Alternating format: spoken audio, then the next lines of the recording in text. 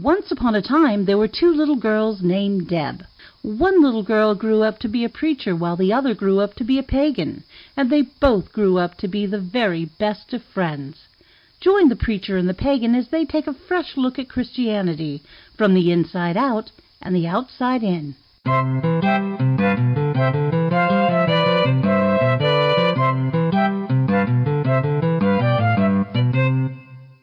Hello and welcome to the Preacher and the Pagan. I'm Deb Bode.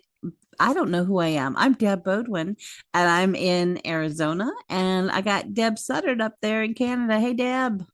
Hi, how you doing, love? I'm doing great, except I can't remember my own name.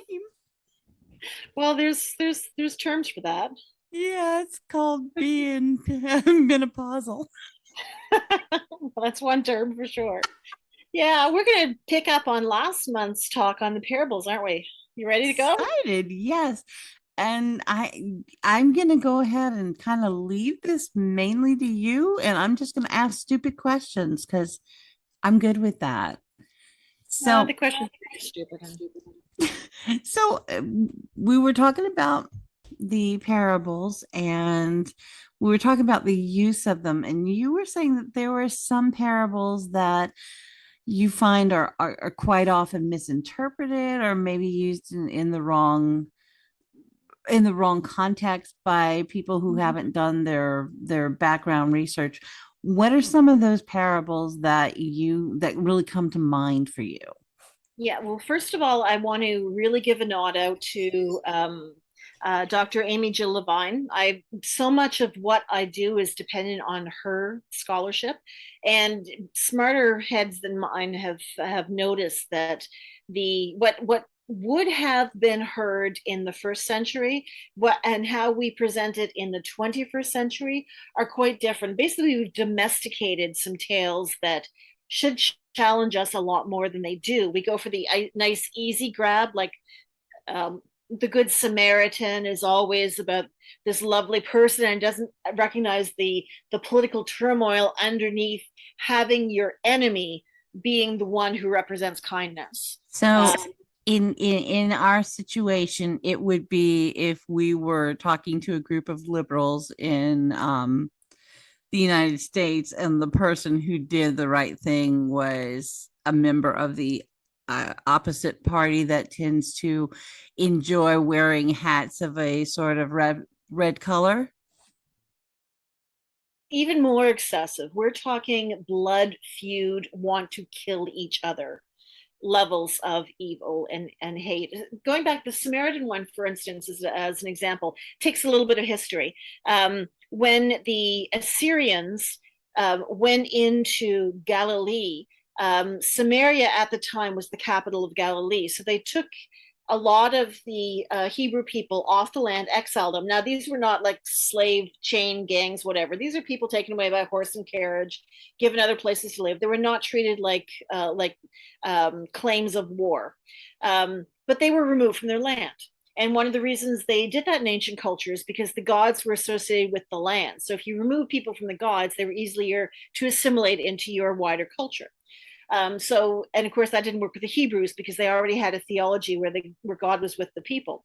So when the Assyrians removed people from Samaria, they brought in others to live in that land. Well, these others were converted to the Hebrew tradition and believed that they were the true followers because Samaria was the land where Jacob and Isaac and Isaiah and so many other people were had significant experiences, not Jerusalem, which was considered by many a bit of a backwater. So about 100 years before Christ was born, the king of Judea, actually there was a temple in both lands, and the king of Judea actually attacked Samaria and burnt their temple to the ground so that the temple in Jerusalem would be the only one that could legitimately be called the temple. Well, Um, that's the charming. Oh yeah, and Herod the Great, the one who was alive during Jesus' birth, he rebuilt both temples, so gave some kind of equality. So there was bad blood. This wasn't just political. This was like going back to your identification as a Hebrew person. So bad blood between this these two. wasn't 10 years of bad blood. This was a couple of generations of bad Oh, blood. centuries. We're talking 500, 600 years at least of Got it. bad blood. So that's the kind of thing. And when, when we tell jokes and it's like, a priest, a lawyer, and a doctor went into a bar, we kind Hmm. of expect that trio. Well, the same kind of thing was going on in Jesus' day. And they heard, a priest, a scribe, and they were expecting someone else in that same kind of category. And suddenly what you have is like the enemy of your people. Got So it. it's very jarring to hear this. Like, wait a minute, this is not how these stories go. What's going on here?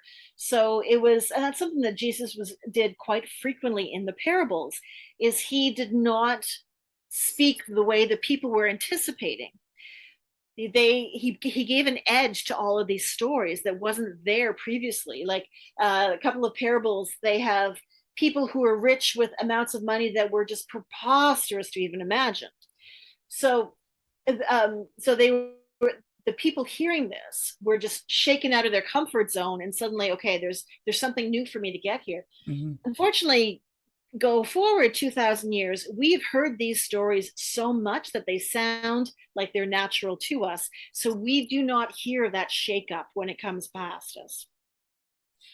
And it So, falls into comforting categories and large scale metaphors as opposed to what might this be doing to upend the roots of society at that time.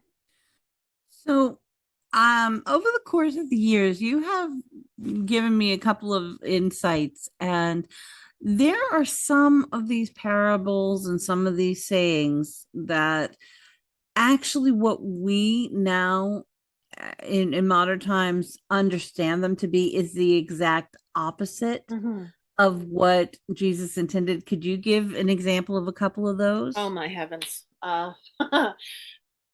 I can't think of any off the top of my head. I mean, you're right, but they're not coming to me. The one that blew my mind was the turning the other cheek. Oh, that. Oh, yes, yes. Okay. So, um, we have interpreted that as to kind of submissively put yourself back into a role of receiving even more aggressive treatment. And it's been used to justify the subjugation of women and children, and people of color, and a whole lot of others who are identified as inferior in the patriarchal power structure. But in Jesus' time, there was a process of social censor that could be done in public, where someone who is your social superior, and I remember this is a highly stratified country. I mean, even more so than pre World War II England or India, and your social superior had the right to strike you once in public on your cheek, and that was showing publicly that they had authority, that you were being penalized in some capacity, and then that was all the exchange. You'd continue on, kind of like the guys who get into a fist fight and they go for beer after. Not quite as collegial, but basically done is done, and they moved on. What Jesus did is he talked about when that first cheek is done, then provide the second cheek, which had the effect of shaming the social superior, because the ritual was, I think it was right hand against. Am I trying to figure out my body geography here? It was the back of your right hand against the back of the right cheek of the person you were looking at, and that was done. But here they were, not only not walking away in shame, but they were putting shame back on the person who initiated it, because they stood and looked for more. So it was a process of social shaming in a society where shame was hugely significant in how you treat people who you wanted to publicly denounce. I have this just image of these people listening to that and going, you could hear the murmurs going, dude, did he just say that? Yeah. No way, man. Yeah. And the whole give, when give your coat and then give your cloak too, Yeah. it's in the same passage. Essentially, people wore um, two cloaks. One was the cover over the second one. So if you give your first cloak, if that's demanded of you, then give your second too. You essentially made yourself naked. And that was another act of shaming the person who demanded your cloak in the first place. Okay. So, and that is so interesting because it's really undermining the radical nature of a lot of these things that he was saying. Exactly. It kind of blows my mind, but as a person who was raised Christian, it blows my mind. As a person who studied history, it Yeah. does not surprise me at all. Yeah. Yeah, exactly. And we have so domesticated the stories of the Bible, especially the parables, that we have lost the absolute political action. It's kind of like what we've done with Shakespeare. We've turned it into an elitist art form. When Shakespeare was nitty gritty and of the people, mocking Hmm? the social superiors and the establishment, he was basically working class humor, and we've Yep. That's elevated him hilarious. into something pompous. As someone who has a degree in English literature and took 2 full semesters of Shakespeare, I laugh my butt off every time someone thinks, oh, Shakespeare is so elegant. And I'm like, Right? dude, he's fart jokes and cross dressing. Yeah, That's exactly, exactly, Shakespeare. exactly. And If they we're weren't cutting off, decapitating someone on stage in the histories, they were cross-dressing in the comedies. This was yeah, raunchy humor. absolutely, and we are able to have a look at that with Shakespeare and realize we have to adjust. But society still hasn't come to terms with the fact that we've got to look at the Bible with the same type of eyes.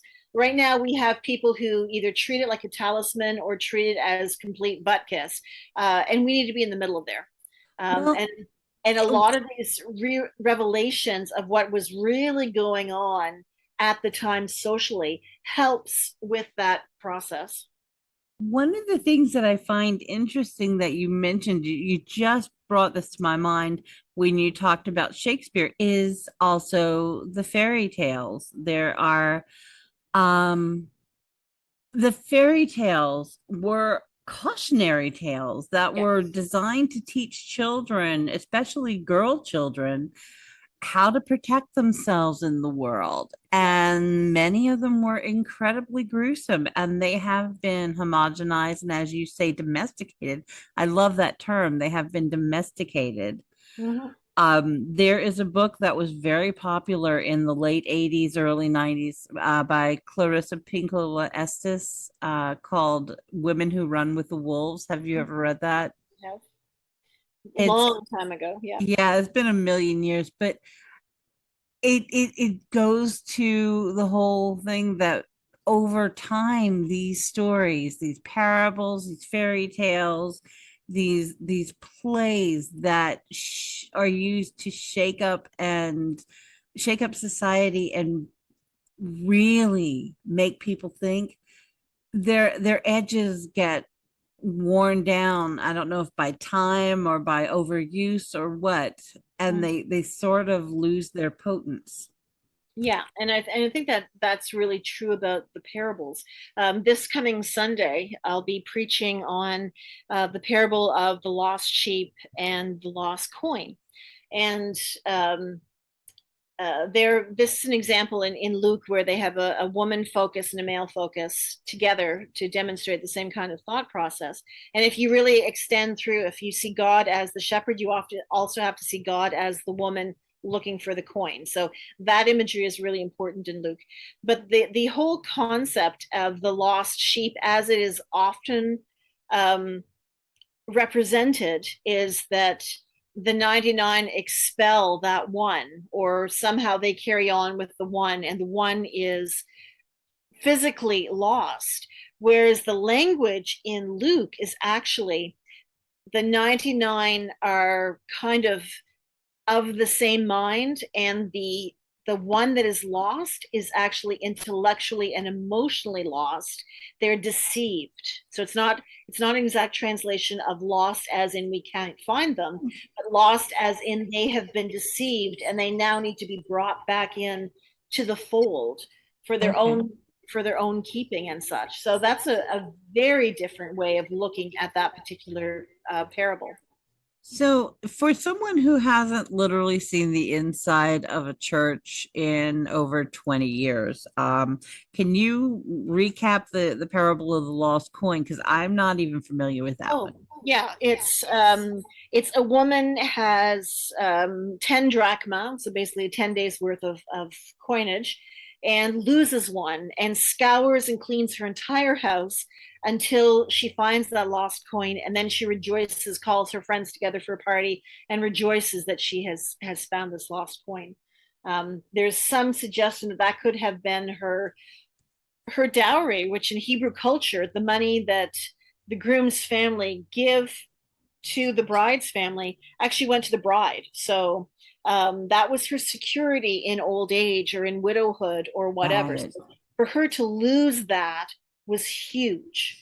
So she searched the home um, to find this lost coin. In fact, the entirety of Luke 15 can be the talk about the lost things, because we go from 100 to 10 to 1 with the lost son. Mhm. They're So, they're all lined up there. what is your favorite parable? Oh my. Oh, You're on the spot now. yes, I really am.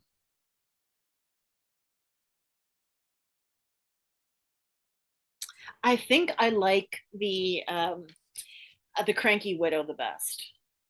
The angry widow who pushes the judge to give her justice. Okay. And it's uh it's in Luke 18, and it has been interpreted as this as the persevering widow, or the demanding widow or something. We're not given any background. We know nothing about what the issue is, who her opponents are, just that the judge is identified as someone who kind of takes the road of least resistance, doesn't really follow God's law or the law of humanity, just kind of does whatever is going to cause him the least amount of grief. And she just keeps coming at him and coming at him to demand justice. And sometimes it's translated vengeance, and sometimes it's justice, and sometimes it's translated equality. It depends on which scripture translation you're looking at. But it's this woman just keeps up and keeps up and keeps up, and that eventually the judge changes his mind and does what the widow asks. Now that's also been interpreted as like, who is God in that? Is God the woman? Is God the judge? Is God the other person? This is the other thing with parables. Everybody, we're very quick to assign which like personage in the parable is God, when the reality is that the divine can be seen in Mm-hmm. all characters.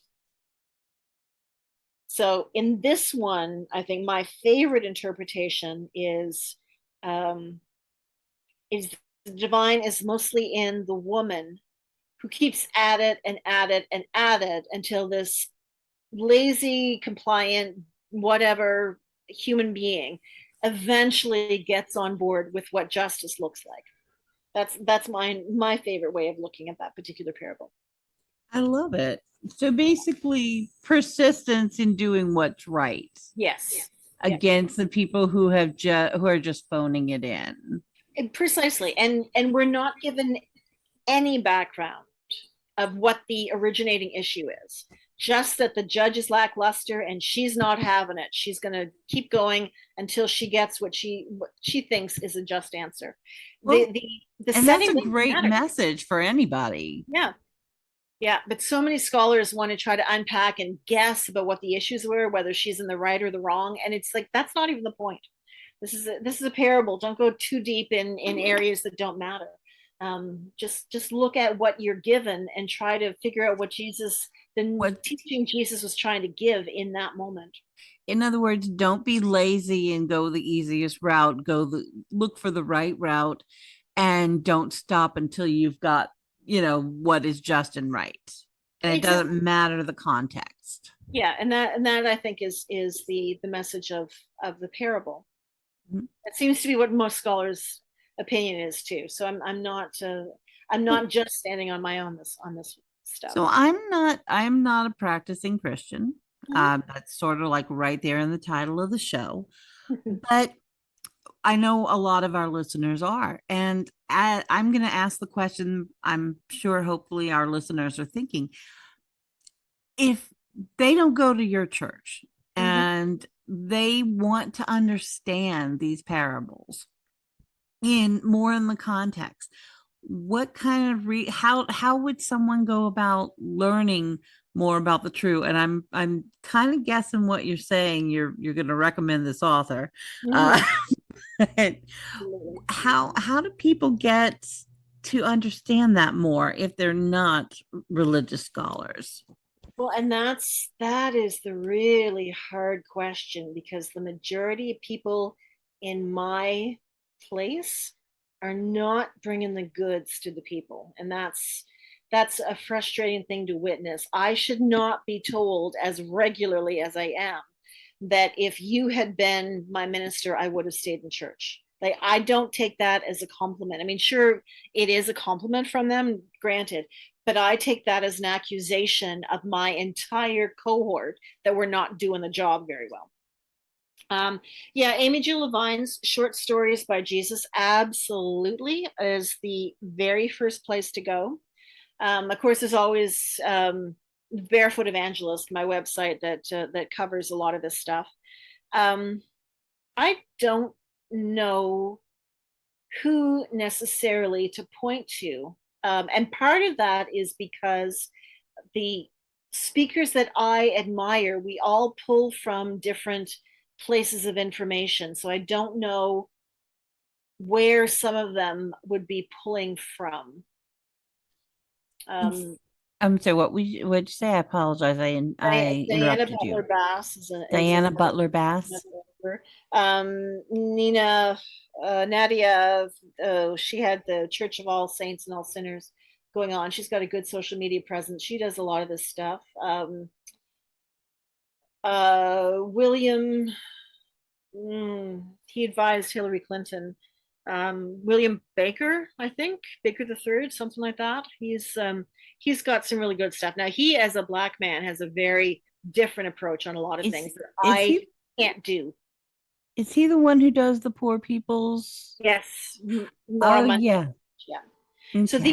these are writers and speakers that I admire. Now, who they pull from and whether they would go into it from the perspective that I use, I can't speak to that. Just that there are a lot of different people out there trying to get Christians to kind of crack open the thought process that they were given and see what else is there. Well, and I my mind is going to that parable you were just talking about. If you are a Christian or if you're just a human being who wants to understand, you've got to be Mm-hmm. persistent and you've got to dig deeper. I think the problem most people have is, unlike our ancestors who had access to no information, we have access to way too much information, and sorting through that mess to get to the the truth is, it requires a lot of skill and persistence that I don't think a lot of people in their busy lives have to do, Yes, and have time unfortunately, for. yeah, the uniquely American exported Christian as business cult type True. people. They are always ramming their thoughts through all social media and publication and whatever. I mean, you just put the word truth in some book about the Bible, and people are all scrambling to find out what the secret hidden message is. And they haven't done their work, and they're not even talking about anything of any real consequence.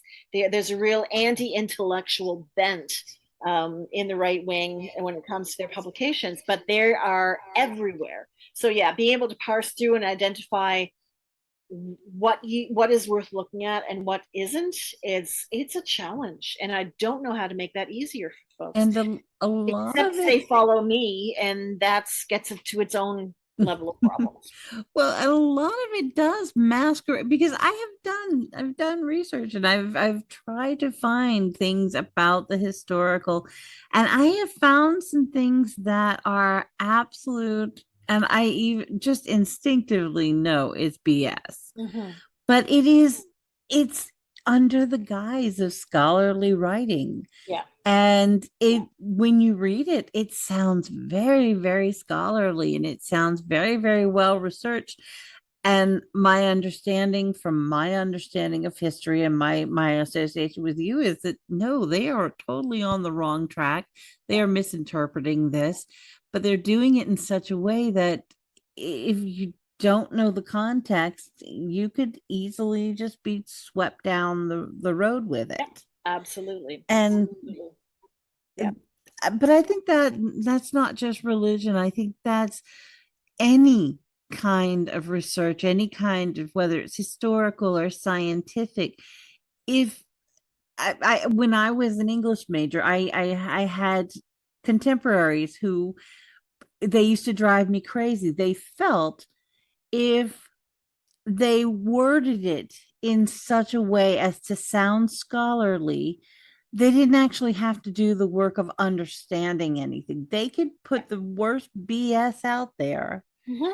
As long as it sounded scholarly, they figured they'd get away with it. And a lot of times, unfortunately, they did. Oh, they did. I And remember that's a I had a problem with everything professor right now.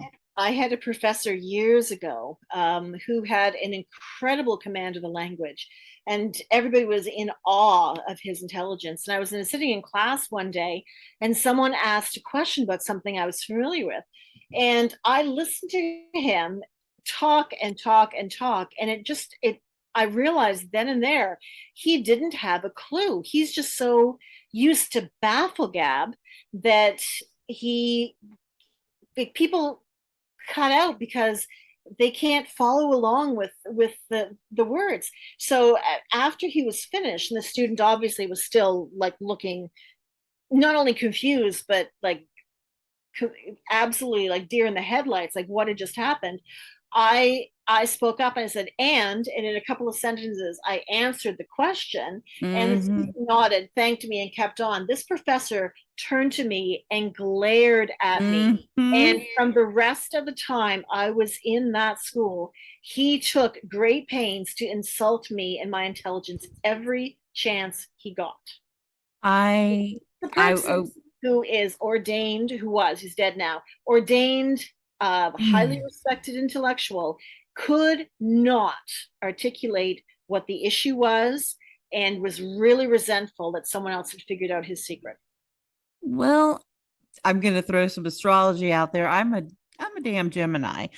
Believe me, I know baffle gab when I see it. And I can, but I also believe that if you can't say what you're trying to say in plain language, then you've got to reconsider what you're trying to say. Because if you can't say it in plain Yeah. language, if you've got to couch it in foolishness, then you're not as strong in your opinion as you think you are.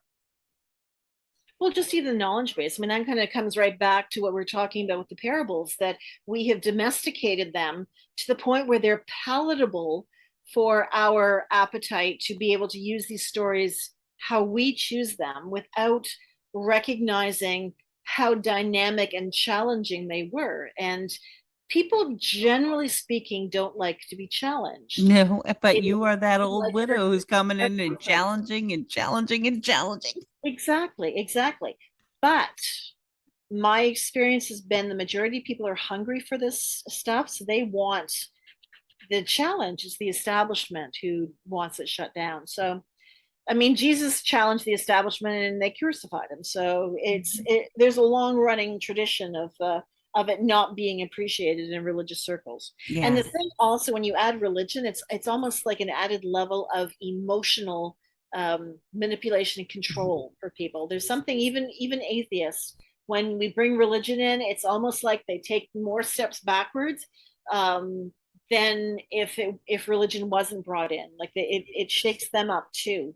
That's why it's so frustrating as a theologian and a historian to watch um, people who are very anti-Christian become almost fundamentalist apologetics because that's the only Christianity they concede exists. So in their attempt to dismiss all Christianity, they basically give reinforcement to the right wing view of things rather than the Mm-hmm. liberals who are far better allies Yep. and have the language to kind of point out what's wrong with the right wing ideology, but we just can't seem to get there as a society. But you and I were doing our job, our Are part absolutely doing our best. once a Yeah. month, trying to get it in, out there because you know what?